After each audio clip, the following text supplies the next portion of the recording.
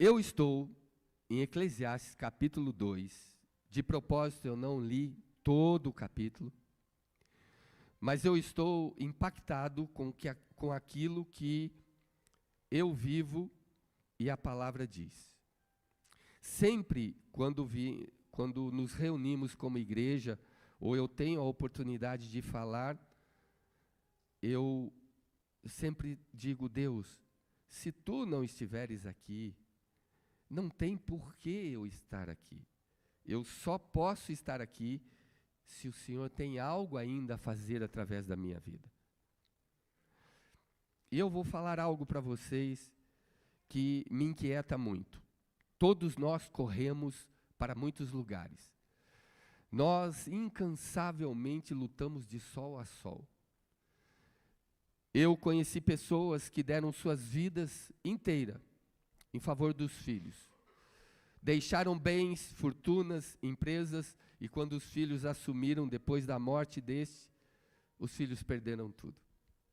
Eu conheci pessoas que guardaram dinheiro a vida toda e lutaram, passaram privações e dificuldades, guardaram, pouparam e no final da vida usaram aquele dinheiro que guardaram para tentar prolongar os seus dias porque estavam e morreram doentes. Quantos anos você tem de vida? Se eu fosse fazer uma enquete aqui, todos nós estaríamos tão confortáveis porque o nosso entorno, ele está todo estruturado. O que eu quero lhe dizer? Sabe por que você não se preocupa? Porque à sua volta ninguém foi embora. Você olha dos lados, seus tios estão lá, seus avós estão lá, seus pais estão lá, seus amigos estão lá, seus irmãos estão lá. O nosso entorno nos dá uma falsa segurança. Então nós não conseguimos ver final. Nós achamos que nunca nada vai acontecer conosco. E por isso eu me tranquilizo, olhando à minha volta. Mas quando à minha volta começa a faltar um aqui, outro ali, outro lá, e depois mais próximo, e depois muito próximo, eu começo, parece que eu acordo, parece que aquilo que me deixava sonolento me desperta, e eu começo a ver a vida de outra forma, eu começo a valorizar coisas que eu não valorizava, eu começo a ver de um jeito que eu não via. Esses dias, a Vânia chegou, olhou para mim assim, eu estava lá do lado dela, ela olhou para mim e falou assim: Preto, eu te amo. Eu já pensei, meu Deus do céu, quanto será que ela quer agora? Ela olhou para mim e falou assim: Preto, eu te amo. Eu assim, olhei para ela e já pensei, não falei, porque não quero apanhar, mas eu, meu Deus, quanto vai custar isso, eu te amo? Porque do nada saiu isso. Aí ela disse, eu fiz, ufa. Ela falou assim, é porque eu sonhei que eu te perdi, que você morreu. E a dor foi tão grande no sonho. Eu vou falar uma coisa para você aqui. Um dia meu irmão estava pregando aqui, e daqui para cima, eu estava aqui sentado, olhei e eu vi meu pai. Ele estava pregando um negócio e dando risada, e eu comecei a chorar. Ele ficou assim, ó. E eu chorando, porque em um relance, eu vi meu pai.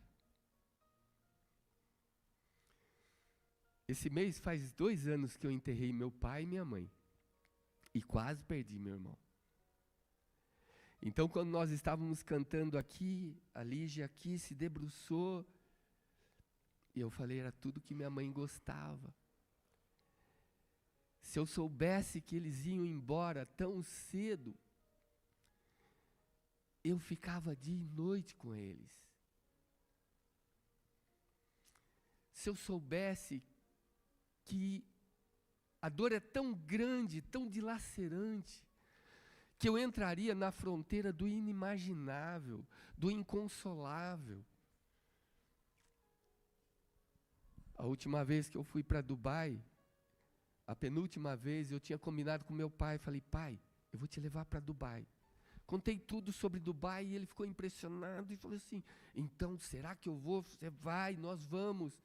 E ele estava todo animado, e eu me lembro que eu fui para lá, a negócios, mas eu andava por lá, não tinha mais gosto.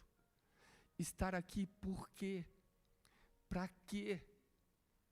Que sentido tem? Gente, Salomão me ensina isso. Você luta por tanta coisa. Você consegue se perder por um copo sujo. Você consegue se perder por um chinelo fora do lugar. Você consegue se perder por um arroz que queimou, por uma mistura que alguém comeu. Você consegue perder a graça, a tranquilidade, a paz da sua casa por alguém que de repente foi no banheiro, não se aguentou, ou teve diarreia, ou sujou a roupa, ou então a criança que vomitou, ou alguma coisa que aconteceu, ou alguém que veio na sua casa e você de alguma forma passou vergonha porque não tinha o que comer. Você consegue perder a paz por qualquer coisa. Mas eu lhe pergunto, se você soubesse que essas pessoas que são a sua estrutura vão embora logo depois desse episódio, você conseguiria contornar a situação, sim ou não? E Salomão, ele vem me ensinar que eu dependo do outro. Um dia, eu ainda como atleta profissional, eu sempre fisicamente eu fui muito acima da média, porque eu já tinha um talento técnico. Eu falei, eu só consigo me sobressair se fisicamente eu for melhor que os outros. Então eu me dedicava muito. E eu tinha um amigo que ele não treinava. Ele era preguiçoso, mas tecnicamente ele era espetacular. Então uma vez eu estava numa caminhada no meio do canavial, eu estava lá na frente, eu estive na frente de todos. Deus sabe, Ele que me dava saúde. Então, nós precisávamos daquele rapaz. Eu peguei, saí lá da frente, voltei correndo e fui com ele no último lugar. E as pessoas ficaram olhando, o Rinaldo lá atrás, não existe isso. Ele deve estar com algum problema. E eu peguei nele, eu falei, segura em mim, vamos. E com ele foi segurando em mim, e nós fomos, e ele foi até o primeiro lugar, ele foi em primeiro, e ele chegou na frente. Quando nós terminamos, nós estávamos alongando no meio do campo, e ele falou, nossa, Rinaldo, nunca na minha vida eu pensei que eu ia terminar uma caminhada de 8 quilômetros em primeiro. E eu disse, aí me falaram assim, por que você foi lá atrás? Eu disse, porque eu preciso dele. Domingo eu preciso dele. Então eu incentivei, eu ajudei, eu disse, você consegue. Você chegou porque você consegue. Você se acomodou lá atrás. Você encara as dificuldades e não tem ninguém que te ajude, que te incentive. Sabe por que você não é melhor? Porque às vezes você só esbarrou em críticas. Só esbarrou em quem olha para você e acentua o seu defeito. Só esbarrou numa família que te vê como problema.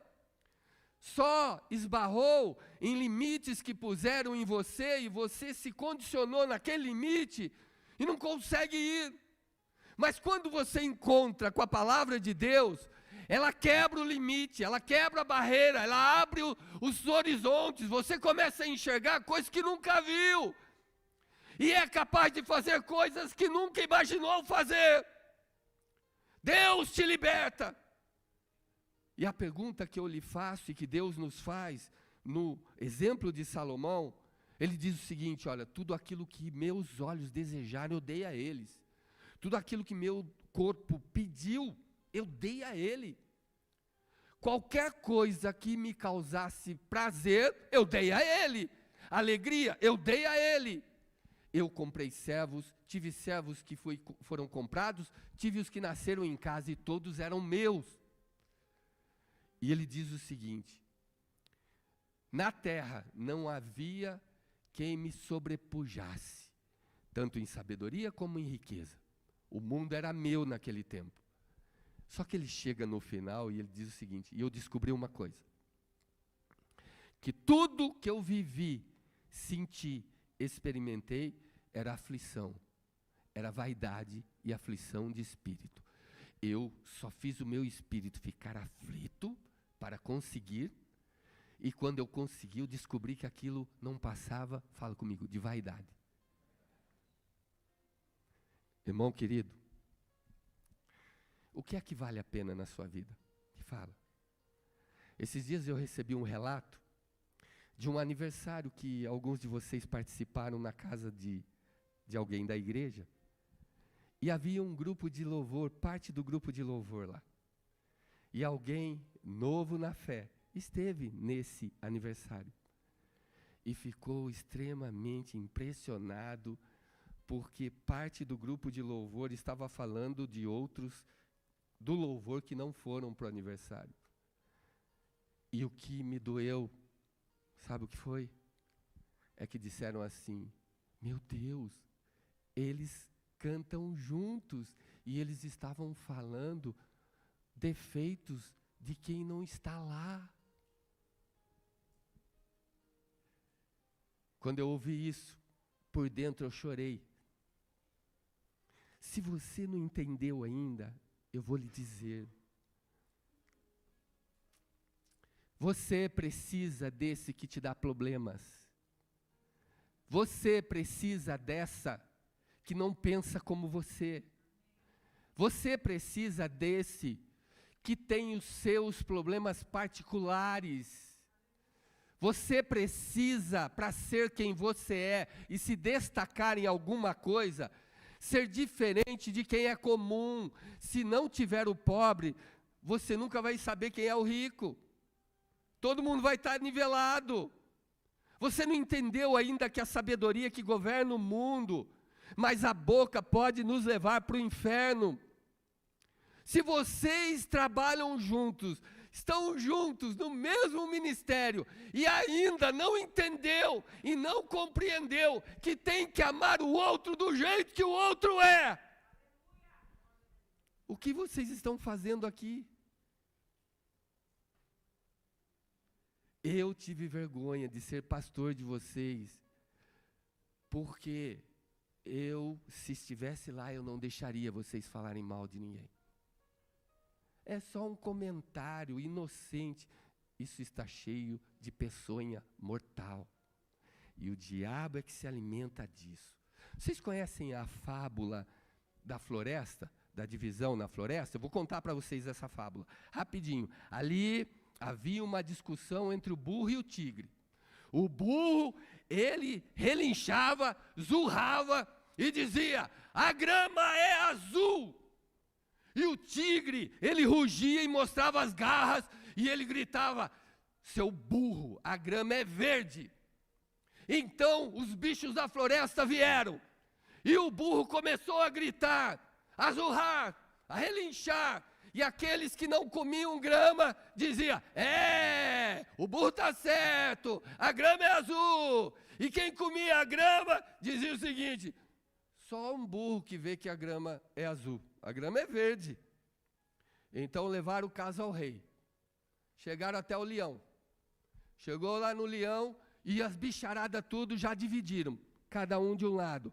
Eu sou azul, eu sou verde, o burro está certo, no tigre está certo. O leão viu que sairia a morte. Ele viu que causou divisão na floresta que estava em paz. Mas era uma coisa boba. Fala, uma coisa boba. Sim, o diabo não vai te derrubar com coisas grandes, é com coisa boba. São pedrinhas pequenas que não te deixam caminhar. Coloca uma pedrinha só, uma areiazinha que entrar no seu sapato, você não caminha mais. Pedras grandes a gente desvia. Mas vamos voltar para o leão. A discussão se acirrou, e ali Depois que o leão viu todo o alvoroço, o leão ouviu o burro. O burro disse o seguinte: ó, Alteza, Majestade, eu estou aqui defendendo a minoria, porque nós somos discriminados. E o leão perguntou: por quê? Porque nós entendemos que a grama é azul. Diga se nós não estamos certos. E a bicharada toda que não come grama: é azul, é azul. E a que come grama e sabia que era verde, falava assim: só um burro para acreditar nisso. E aí, o leão olha a situação e o porquê de tudo aquilo. Quanto tempo vocês estão discutindo? O dia inteiro. O dia inteiro estamos nos pegando aqui e essa bicharada brigando com essa bicharada. Aí o leão olha assim para os dois e diz o seguinte: o burro está certo. E o tigre será castigado com 1 ano de silêncio. O tigre não terá voz durante 1 ano de silêncio aqui. E a bicharada sai com o zurrando igual o burro, e ele inchando e vai: a grama é azul, a grama é azul, a grama é azul. Então faz-se paz na floresta, silêncio. O tigre fala assim: Alteza, o senhor sabe que a grama é verde, por que o senhor fez isso comigo? O leão falou assim para ele: de fato, a grama é verde, mas você não foi punido pela cor da grama, e sim porque você é um animal forte, inteligente, valente, poderoso na cadeia alimentar, e você deixou ficar próximo a você um burro o dia inteiro e ainda discutiu com ele. Você está sendo punido porque você deu ouvidos e trouxe um burro para perto de você. Vira para alguém que está do seu lado e fala assim: você é o tigre ou... Só assim, não fala mais nada. A pior perda de tempo é discutir com um tolo que não se importa com a realidade. E esse tolo tenta fazer do mundo dele, fazer você viver no mundo dele. Gente, pelo que vale a pena você viver? Pelo que vale a pena você brigar? Pelo que vale a pena você lutar? Eu li no blog de um irmão em Cristo, Geraldo Júnior, ele tem um blog, chama-se Linhas Edificantes. Todo dia ele escreve e ele me manda. Todo dia. Hoje ele escreveu sobre crítica. E eu estou copiando aqui, grifo dele. Um exemplo que ele deu sobre crítica. Ele disse o seguinte: latas vazias são as mais barulhentas. Uau! Como alguém com incapacidade de cuidar da própria vida pode dar palpite na vida do outro? Como alguém que faz parte da cadeia alimentar do tigre pode dizer ao tigre o que ele deve comer? Nós estamos vivendo sem sabedoria, porque nós estamos pensando e ouvindo pessoas que fazem barulho, que faz o barulhão todo, faz a agitação todo, e daqui a pouco os bichos da floresta estão todos atrás de quem faz a agitação.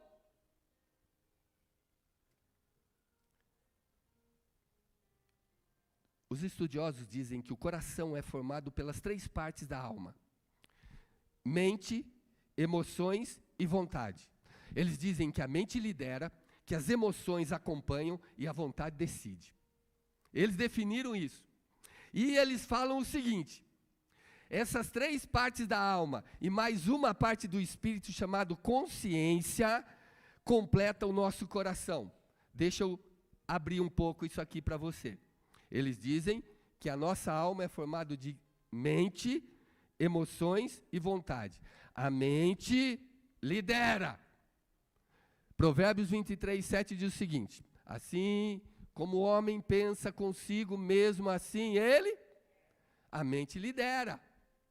O que você pensar, você manda informação para o corpo. Consigo, não consigo. Tem gente que nem tenta, mas a mensagem já saiu. Não consigo. Pronto, ele não consegue. Ele está paralisado. Não vou chegar lá, não vou conseguir, não vou entrar aqui, não vou conseguir esse trabalho, não vou conseguir namorar, não vou fazer isso, não vou conseguir me casar. A mente fala, lidera. Só que as emoções, elas fazem o quê? Fala, ela acompanha. Ela acompanha. A emoção acompanha. O que você recebe como governo, a emoção vai junto. É daí que surge o ódio por alguém. A sua mente foi contaminada, você acaba tendo raiva de alguém sem saber se aquilo é verdade ou mentira. Porque as emoções acompanham o que você deixou entrar na mente. E a vontade decide. O que é decidir? Nós decidimos em ações. Dali saem as brigas, saem as fofocas, saem as mentiras, as calúnias. Então nós descobrimos que de repente a floresta está dividida. Tem gente do lado do burro e tem gente do lado do tigre. Um dia perguntaram a Billy Graham, pastor, pelas suas andanças, por tudo que você já viu no mundo, no universo de evangélico, você descobriu qual é a igreja perfeita? Você descobriu para me indicar porque eu quero frequentar essa igreja. Billy Graham olha para ele e diz o seguinte, se você encontrar essa igreja, nunca entre nela. Não existe pessoas perfeitas. A igreja é pura, santa, imaculável. A igreja é a noiva do Cordeiro, é o corpo do nosso Senhor e Salvador Jesus Cristo. Ela é pura, ela é linda, ela é limpa. Mas as pessoas não vivem o Evangelho. Pessoas que estão dentro dela, querendo fazer parte dela, é que não vivem o Evangelho e não conseguem nem amar o seu irmão que vê. Como pode amar o pai que não vê?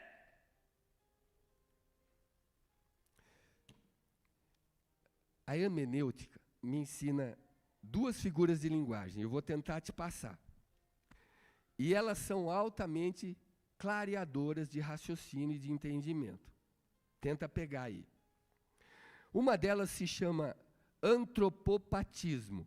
O que é antropopatismo? Significa, ou é o ato de atribuir a Deus sentimentos humanos. Presta atenção. A Bíblia diz que Deus é, fala comigo, Espírito. João 4:24 diz que Deus é Espírito, não tem forma. Então, o que faz? O que a hermenêutica me ensina? Ela diz que tem uma forma de você conhecer a Deus. Como? Pelos sentimentos.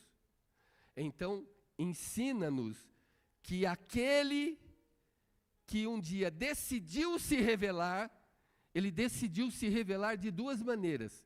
Não visto, mas sentido, pelos sentidos. Então, eles diz, até então aquele que era desconhecido, decidiu se revelar dentro do meu mundo habitável. Ou seja, por mais inteligente que você seja, ou por mais ignorante que nós fôssemos, Deus tinha um jeito especial de se revelar a nós. Ele não tem mais e nem menos, ele tem a medida que ele se revela. E é interessante que a antropopatia é tornar Deus homem e atribuir a ele sentimentos, fala comigo, humanos. A palavra patia no grego quer dizer sentimentos. Antro é homem, é como o homem sente, é antropologia, antropopatia. Então, é de onde se deriva a palavra simpatia, por exemplo. O que é simpatia? É quando eu tenho sentimento a favor de alguém. E antipatia? É quando eu tenho um sentimento contrário a alguém. É daqui também que se deriva a palavra apatia. O que é apatia? É ausência de sentimento. E empatia é quando eu sinto, fala, o que o outro sente. Então, um recurso de Deus é sentir o que eu sinto, é se fazer como eu sou, para saber por que eu reajo dessa maneira. Tenta pegar. Por isso que Deus ama, por isso que Deus se alegra, por isso que Deus tem ciúmes, por isso que Deus se ira, porque a Bíblia começa a mostrar formas humanas de Deus, sentimentos que estão em mim e em você. Agora você vai começar a entender por que Ele te ama, apesar de você. Apesar de você não merecer ser amado, apesar de nós não merecermos graça, porque Ele consegue nos amar, porque Ele transferiu para nós sentimentos dEle, nós tratamos como humanos para que nós o conhecêssemos. Vou chegar lá. A segunda figura de linguagem chama-se antropomorfia, ou antropomorfismo. O que quer dizer isso? Quer dizer que nós atribuímos a Deus agora formas humanas. Primeiro, nós atribuímos a Ele, fala, sentimentos humanos. Fala, o que tem em mim, tem nele. Menos o pecado e menos o mal, porque Deus é não mal, o que tem em mim tem. Só que agora, também, nós atribuímos a Ele formas humanas. Por exemplo, Deus é espírito, amém? Espírito não tem forma. Só que para eu confiar em alguém, eu preciso dar a ele uma forma. E a Bíblia começa a me ensinar qual é a forma de Deus quando diz que Ele nos criou a sua imagem, semelhança. Estou gostando, vocês estão muito bem. Povo bom. Então a Bíblia diz assim, que os olhos do Senhor passeiam por toda, procurando os justos. Então Deus tem? Eu estou começando a dar o que a Ele? Formas. Mas é uma forma, não é alienígena. Estou dando uma forma, fala, humana. Os ouvidos do Senhor não estão encobertos que não possam ouvir. Opa, Ele já tem ouvidos, Ele tem olhos, tem ouvidos. O salmista em muitos lugares diz, e disse Deus, os profetas disseram, assim diz o Senhor. Então Ele tem boca. Então se eu for começar a passear pela Bíblia, eu vou descobrir que as mãos dele não estão o quê? Encolhidas, que não possa salvar. Deus tem mãos. Então ele fala para Moisés, Moisés, eu não posso me mostrar a você, você não suportaria, mortal nenhum poderia me ver e continuar vivendo. Faz o seguinte, entra na brecha, tem um buraquinho ali na fenda da rocha, eu vou passar e tu me verás pelas costas. Então Deus tem costas, e a Bíblia diz que aquele que se assenta no trono e ao Cordeiro, seja todo poder, sobre todo domínio, toda honra, toda glória, para todo sempre, amém. Então ele se assenta, ele tem corpo. Quando eu dou a ele corpo e dou sentimentos, então eu atribuí a ele não só forma humana, mas também um jeito de sentir como eu entendo agora que eu posso me achar nele. Ele pode ser o meu Deus, porque ele entende porque eu caí. Ele entende a minha luta dentro de casa. Ele entende a minha limitação no ministério. Ele entende porque eu traí. Ele entende porque eu roubei ou fui roubado. Porque eu dei a ele o que está em mim. Eu dei no meu entendimento, mas a Bíblia já mostra que ele me formou dele. E eu posso me voltar para ele, confiar nele, porque ele sente como eu e ele é como eu. Eu sou parte dele, extensão dele andando aqui. Somente ele me entende. Por isso que vocês falam mal de irmãos. Eu digo vocês porque eu não falo.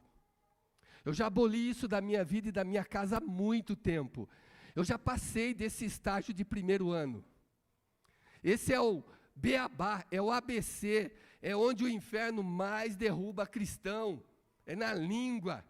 Vocês que falam dos outros parecem ser muito bons, muito espertos. E me desculpe a sinceridade. Hoje é um desabafo. Só Deus sabe por que eu pequei.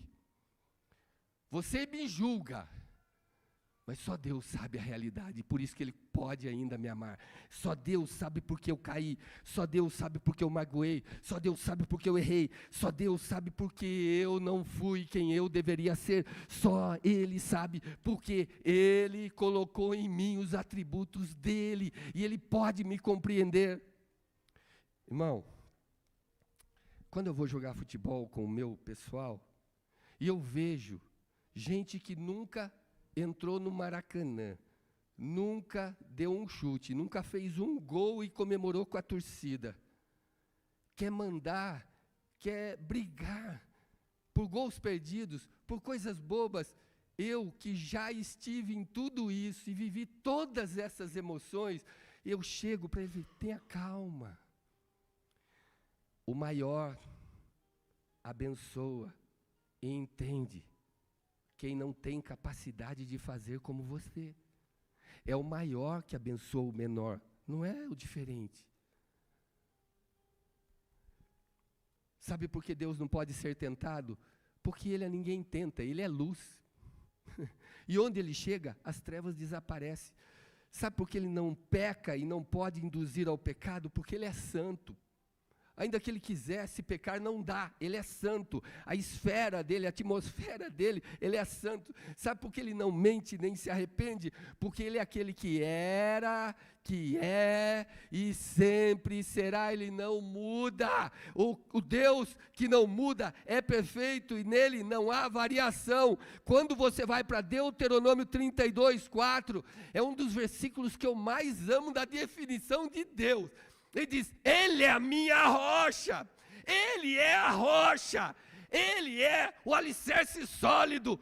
Deuteronômio diz: a obra dele é perfeita, não há falha nenhuma, todos os seus caminhos são justos, e Deus é verdade, nele não há injustiça, e justo e santo Ele é. Meu Deus, quando eu leio esse versículo, ele mexe comigo, porque a palavra do Senhor diz que Ele entende porque eu carrego tanto tempo o peso de culpa. Você que andou por caminhos errados, tenta voltar para o Senhor, não consegue, vacila, titubeia, vai e volta, vai e vem, e não se firma, e fica se cobrando sozinho. Para as pessoas você faz caras e bocas, faz sorriso, faz cara de beleza, cara de saúde, cara de felicidade, mas por dentro fica amargurado e se cobrando. E eu tenho uma ordem da parte de Deus para te dizer que Ele sabe por que você se cobra tanto, Ele sabe por que você carrega esse peso de culpa, Ele sabe quando você não consegue perdoar, e por mais que fale da boca para fora, seu coração está amargurado. Ele sabe o que você fez, Ele sabe o que você não fez, Ele sabe o que você quer, Ele sabe o que você não quer, Ele sabe o que você gosta, Ele sabe o que você não gosta, Ele conhece tudo de mim e de você, e por isso Ele é Deus. Agora você entende o Salmo 139. Quando o salmista, tomado pelo Espírito, diz: Deus, Tu me sondas, fala, e me conheces. Tu conheces o meu assentar, o meu levantar, sem ainda a palavra ter chegado na minha boca, o Senhor sabe o que eu vou falar. Para onde fugirei do Teu Espírito? Para onde eu vou me esconder da Tua presença? Se eu subir ao céu, Tu aí estás. Se eu fizer no inferno a minha cama, eu vou falar assim: olha, ali Deus não me acha. A Bíblia diz: até ali, tua mão me guiará. Se eu habitar nas extremidades dos mares, se eu disser, ocultem-me as trevas, tornem-se em noite a luz que está em volta de mim. Ainda, ele diz que as trevas não são escuras demais para ele, e as trevas e a luz para ele são a mesma coisa. Você não consegue perdoar seu irmão que deu um pisão no seu calo. Você não consegue perdoar o seu irmão que está devendo dinheiro a você. Você não consegue perdoar o seu irmão porque ele fez algo muito grave e te envergonhou. Você não consegue sair falando dele, sai falando dela. Você desboca até em mentira se for preciso só para fazer todo mundo ficar do seu lado, porque o burro faz isso. Mas ele nos perdoa, porque ele tem o que você tem, e ele sente o que você sente, e ele sabe por que você caiu, ele sabe por que o inimigo te derrubou, ele sabe quantas vezes você caiu, e ele sabe. Vira para alguém que está do seu lado, fala assim, por que você veio na igreja hoje? Fala assim, eu estou até com dó de você. Fala, Deus só fala com você. Tem gente que Deus chama de pescoço duro. Veio o pessoal do pescoçudo. Pode olhar no pescoço do lado se ele é pescoço duro. Sabe o que é pescoço duro? Deus chama de dura cerviz. Não se dobra. Ele não se curva. Ele morre, mas ele não perdoa. Ele morre, mas ele não cede. Ele é colocado contra a parede e as pessoas dizem, você vai ser fuzilado se você não falar a verdade. Pode matar. O orgulho dele é maior do que o temor. E a Bíblia diz, em Deuteronômio 32, 9 e 10, que o povo de Israel era um povo de dura cerviz. Quando Deus manda Moisés descer do monte, ele fala o seguinte, Moisés, esse povo aí, eu não quero mais. É um povo de dura cerviz. Ele não cede, ele não recua, ele não volta atrás. Ele é um povo que não perdoa, ele é um povo que não se humilha. E até o capítulo 33, verso 3, Deus está falando com Moisés desse povo. Eu vou destruir esse povo e vou fazer de você uma nação melhor. Eu preciso de gente de coração melhor. Eu não quero um povo só que me diga com os lábios que me ama. Eu quero um povo que o coração bate meu nome.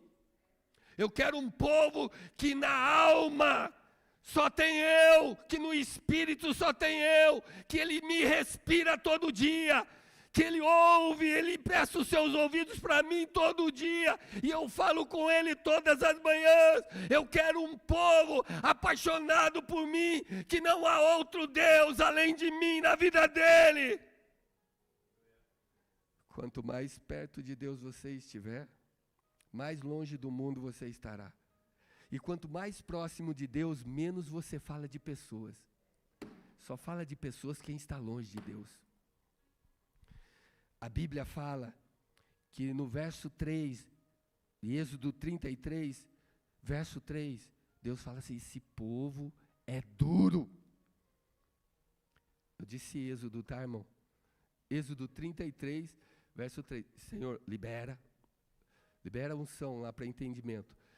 E o verso 5 fala desse povo também. Ele fala, o Senhor tinha dito aos filhos de Israel, esse é povo de dura.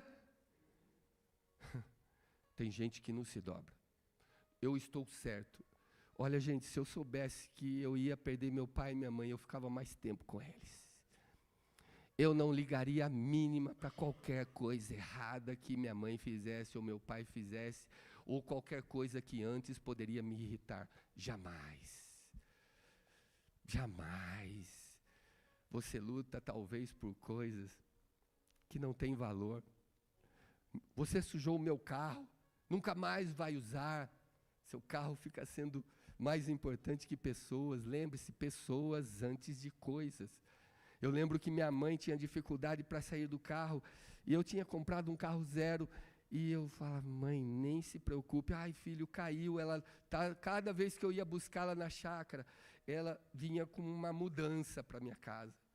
E ela, acho que, não sei o que ela pensava, mas ela carregava a casa dela junto e punha tudo ali. E muitas vezes estava chovendo, sujava tudo. Eu falei, mãe, nem se preocupe, isso aqui é só um carro.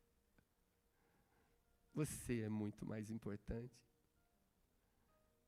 Essa pessoa que está do seu lado é a pessoa mais importante hoje da sua vida. Você tem que aprender a conviver com ela, a valorizá-la.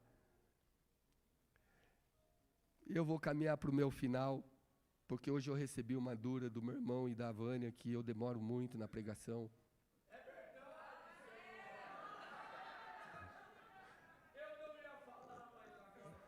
Viu só? Viu só, gente? Viu só, né? Tá vendo? E tem o pessoal que está do lado do tigre ou não? Quem está do lado do tigre? Oh! Pessoa que ia sair por cima, né? Olha, Deus não tolera quem não se dobra. Tiago 4,6 diz o seguinte: Deus resiste, isso aqui a gente vai trocar, por isso que eu estou batendo. Deus resiste aos soberbos. Fala comigo, mas Ele dá graça aos humildes. A sua soberba impede Deus de abençoar a sua vida. Como assim? Vai lá e pede perdão. Agar, você irritou Sara, sua serva, sua ama, sua senhora. Vai lá e pede perdão.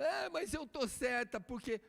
Vai lá, porque ela tem herança.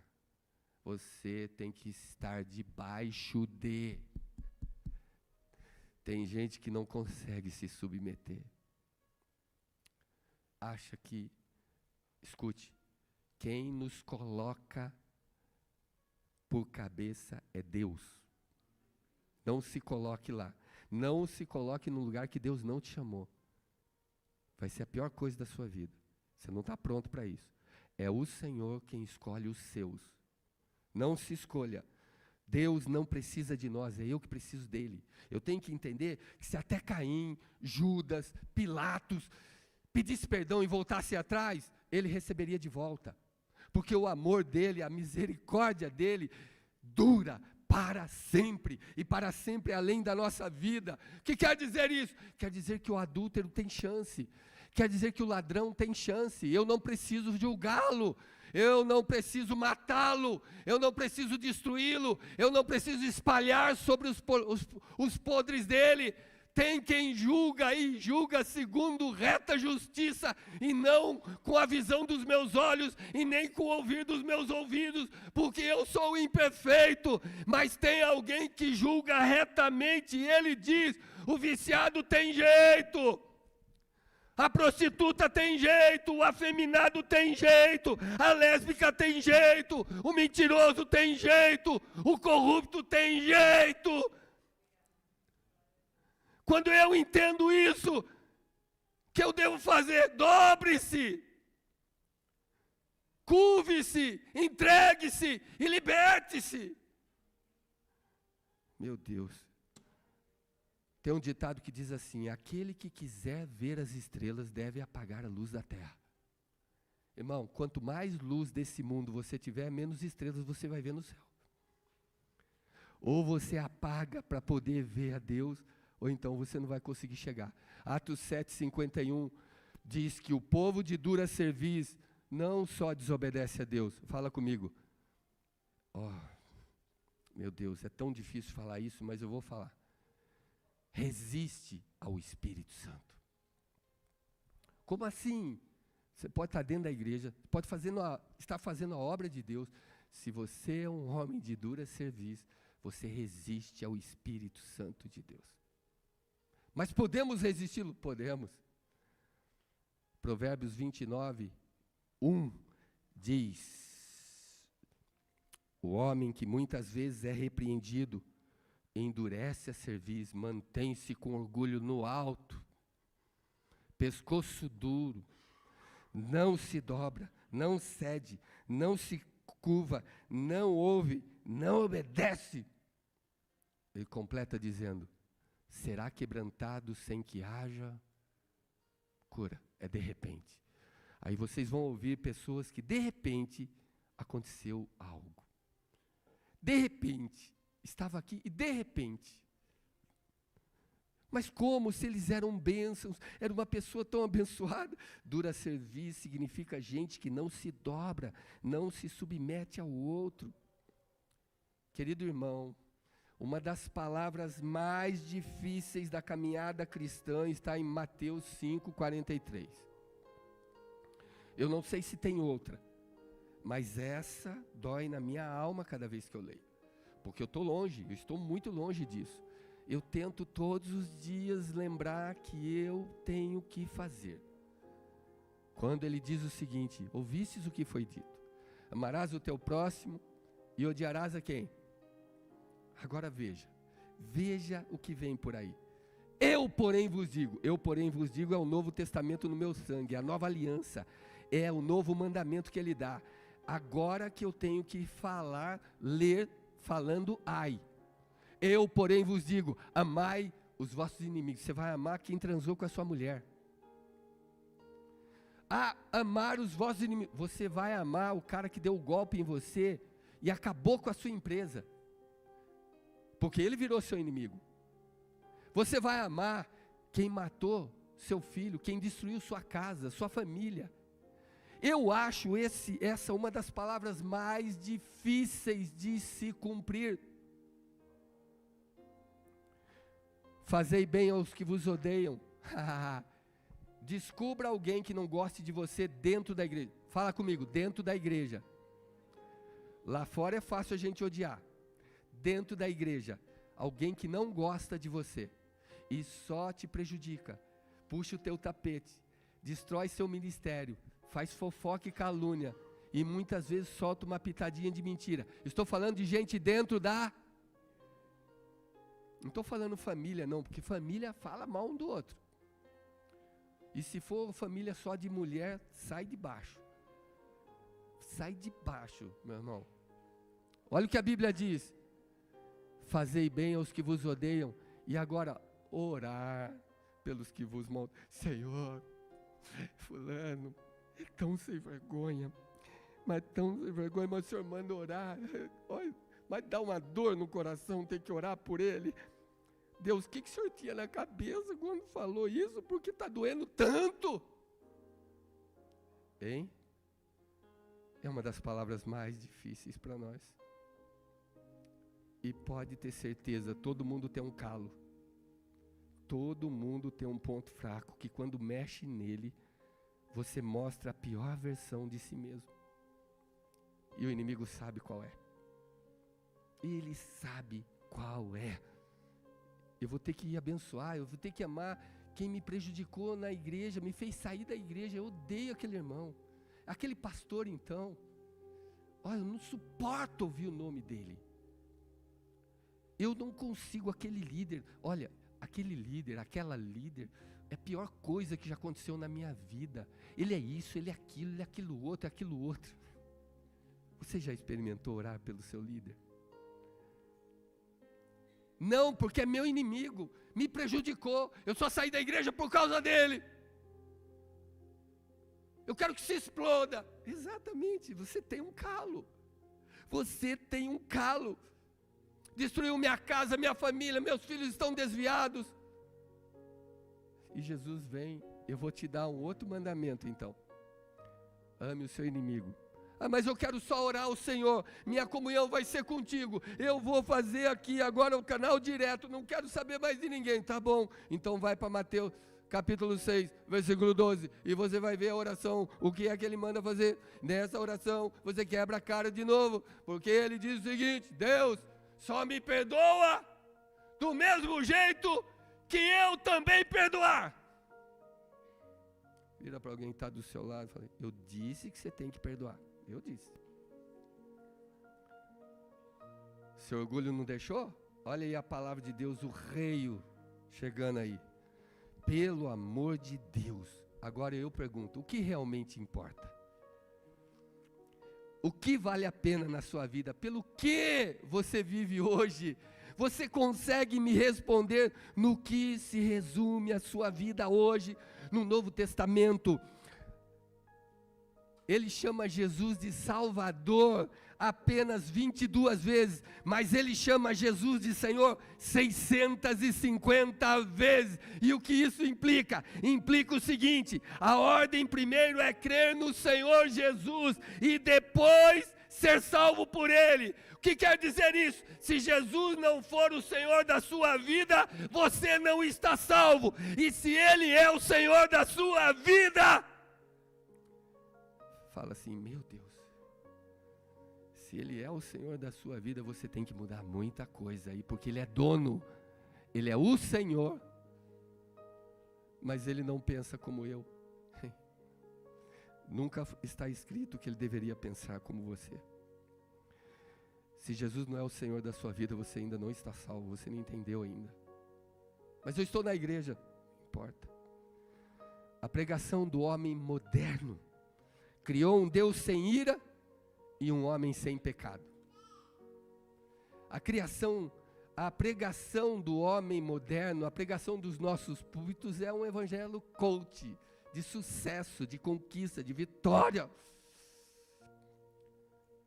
Ouça isso, por favor. Isso não é discurso de lacrador de Bíblia, de gente que fica falando da Bíblia para se justificar. Não. O que eu vou falar para você é que o inferno existe sim, e ele está exatamente no final de uma vida sem Cristo. De novo. O inferno existe sim, e ele está situado exatamente no final de uma vida sem Cristo, onde Jesus Cristo não é o Senhor. Que a palavra de Deus diz que diante dele, daquele que é o Senhor, ele fala: todo joelho se dobrará e toda língua confessará. Sabe o quê? Fala todo mundo junto, que Jesus Cristo é o Senhor. Não estamos falando de Salvador. Filipenses 2, 9 e 10. Não estamos falando de Salvador. A Bíblia diz que toda língua confessará, todo joelho se dobrará, toda língua vai gritar em alto e bom som quando estiver lá: Jesus Cristo é o Senhor. Não somente isso, nem para a glória dele. A Bíblia diz: para a glória de Deus o Pai. O Pai determinou que fosse assim. Você consegue entender? Onde os grandes heróis que nós achamos nesse mundo vão chegar lá, vão ser chamados: apresente-se. Hitler, apresente-se. Mao Tse Tung, apresente-se. E ele vai chamar todos os estadistas, vai chamar os grandes generais. Napoleão, apresente-se. Sir William, apresente-se. Príncipe, apresente-se. Governador, apresente-se. Prefeito, apresente-se. Presidentes, apresente-se. Médicos, doutores, advogados, políticos, apresentem-se. E todos vão chegar diante do trono e do Cordeiro, e eles vão olhar para lá, vão se ajoelhar e vão dizer: Jesus Cristo é o Senhor, para a glória de Deus o Pai. Quando terminar toda a raça humana de passar, os demônios serão chamados.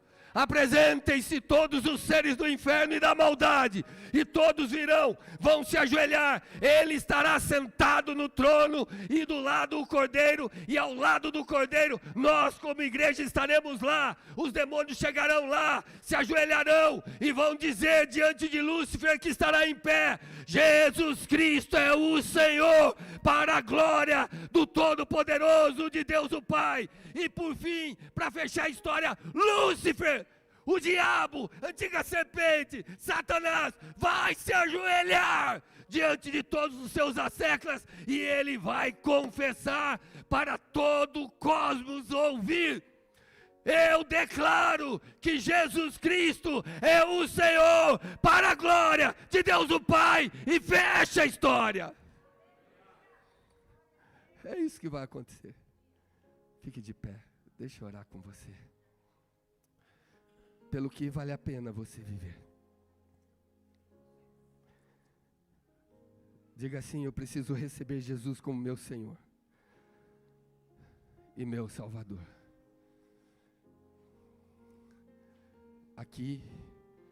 Deus vai te dar forças.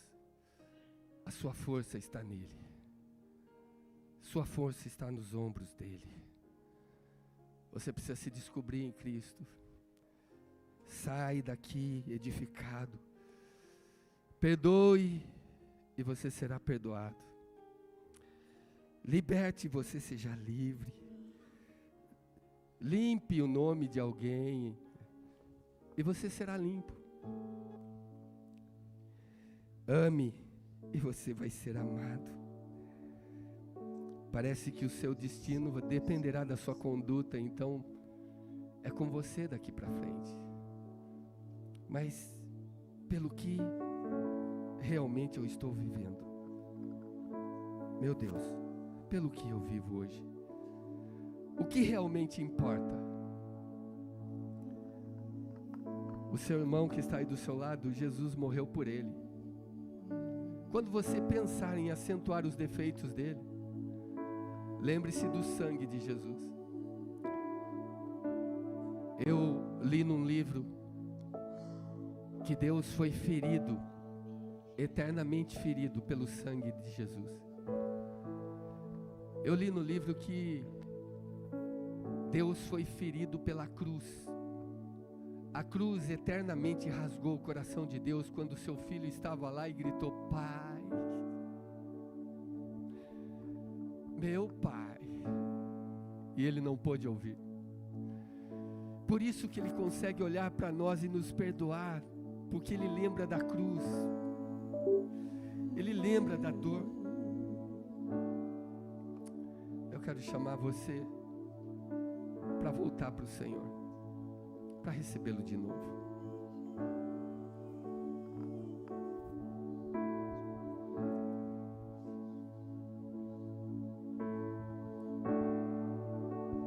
Ouça essa canção.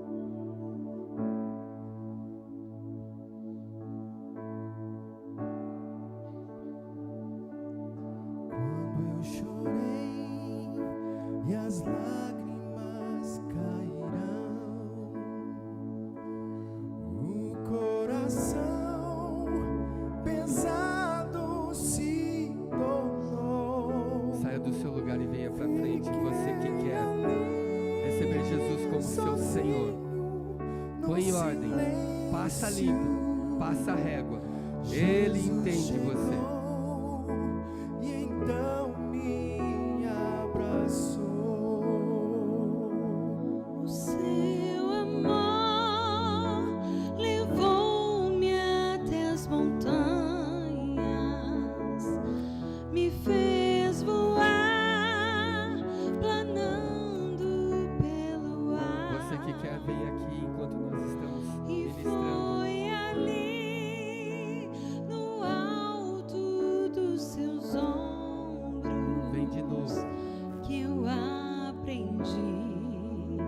Sou forte pra lutar. Venha para o alto dos ombros dele. Venha, sai do seu lugar e vem. Vem para cá. E as coisas não vão parar, o mundo continua. Quando eu chorei e as lágrimas cairão, Vem, começa de novo. o coração pesado se tornou. Se você está assim, venha. Fiquei ali sozinho no silêncio. Jesus chegou e então me abraçou. Vem, Senhor. O seu amor levou